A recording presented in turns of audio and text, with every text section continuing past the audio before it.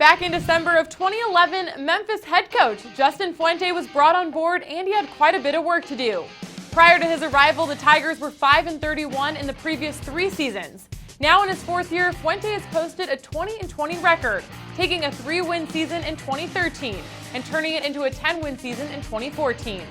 The 7-win gain was the 3rd best improvement for an FBS football program last fall. Fuente's 10-win 2014 season earned the Tigers a portion of the conference crown for the first time since 1971 and a Miami Beach Bowl victory.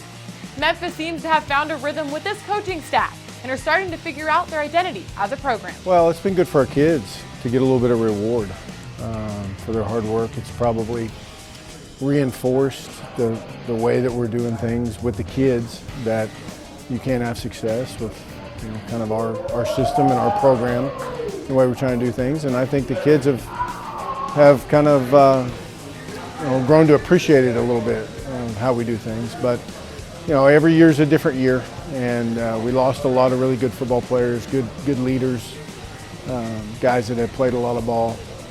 So we've got to find a way to fill those leadership roles, and that'll be difficult for us. But I think the kids have done a good job through the spring and the summer trying to fill those roles.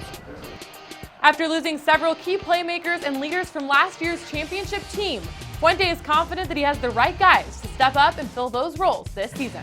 Well, I think the biggest thing that we did as a team last year, and the thing we try and kind of use as our measuring stick, is the way that we were a group.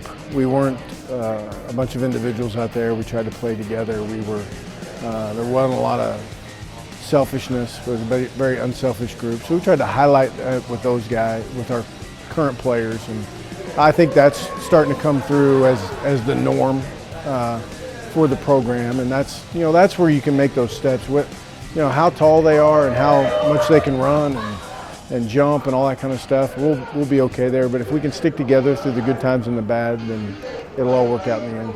And part of what makes this Tiger team stronger is their quarterback, Paxton Lynch. The junior has now started 28 straight games and has completed over 76% of his passes this season, ranking him 4th among FBS quarterbacks. Well, he's continued to get bigger and stronger. That's been a big thing. He was somewhat of an underdeveloped kid coming out of high school, and with each year in the weight room, as his body continues to mature, you can see that on the field. He's getting stronger and bigger, adding more weight to his frame. But the other thing is, he's continuing to develop that decision-making mindset of kind of knowing when to hold them and when to fold them, if you will, and when to try and squeeze one in and when to just throw one away. And those are the game day, real-time decisions that I think come just through reps for a quarterback. Tight end Alan Cross is another one of Fuente's leaders. The senior knows what made last year's team so successful and plans to execute a similar game plan this fall.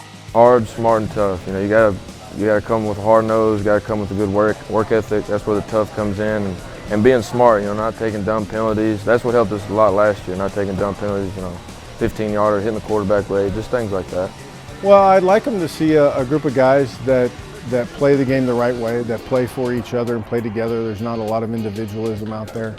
A group of kids that take pride in each other's success, just as happy when other people on the team have scored a touchdown or get a sack. They're just as happy for their teammates as anybody else. And then that we do play hard, that we play a very hard, tough-nosed style of football that resonates with people. The Tigers will need their A game tonight as they host Cincinnati in a primetime matchup on ESPN. Memphis rides a 10-game winning streak, which is 3rd best in the FBS, behind number 3 TCU and number 1 Ohio State. They'll look to make it 11 wins tonight against their defending co-champion, Cincinnati. For the American Digital Network, I'm Haley Outen.